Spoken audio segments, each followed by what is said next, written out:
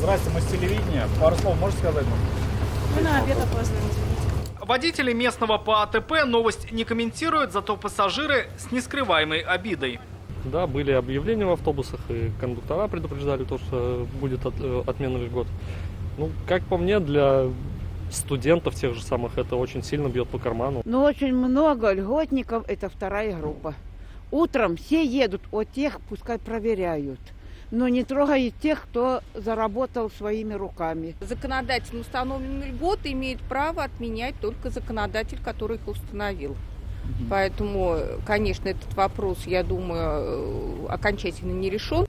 Льготников лишили их льготных проездных. Такая информация в воскресенье появилась на официальном сайте Зеленодольского АТП. Общество «Экспресс» вынуждено прекратить перевозки льготной категории граждан с 1 марта. К сожалению, это вынужденная мера, так как мы не можем и далее возить треть наших пассажиров, не получая компенсацию за выполненную нами работу. Такие кардинальные изменения коснулись двух маршрутов – 104 и 104А. Ежедневно они курсируют из Зеленодольска до Казани и обратно. В среднем льготников на их маршрутах примерно треть. Еще месяц тому назад многие из них ездили бесплатно. Теперь цена проезда 100 рублей. Независимо от того, сколько проедет пассажир.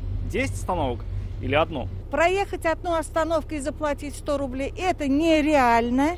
Во-вторых, я ветеран труда, инвалид второй группы. Неужели я не заслужила по республике Татарстан проезжать по льготному билету? Как сообщает сам перевозчик, на деле льготные проездные еще в силе, а сообщение на сайте для привлечения внимания. Никакого такого желания, да, то есть, наших льготников обидеть, да, то есть, или еще что-то у нас нет.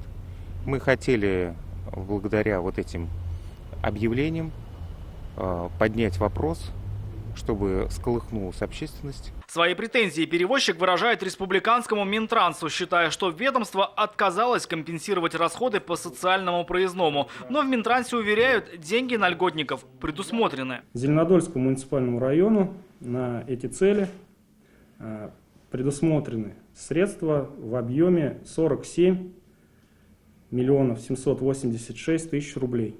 То есть по сравнению с прошлым годом увеличение идет на 12,5 миллионов рублей.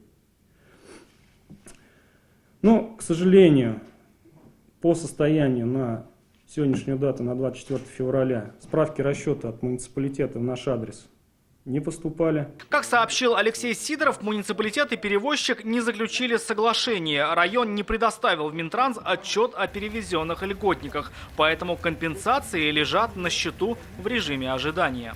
Те субсидии, которые предоставляет Минтранс, исполком перевозчику дает в полном объеме.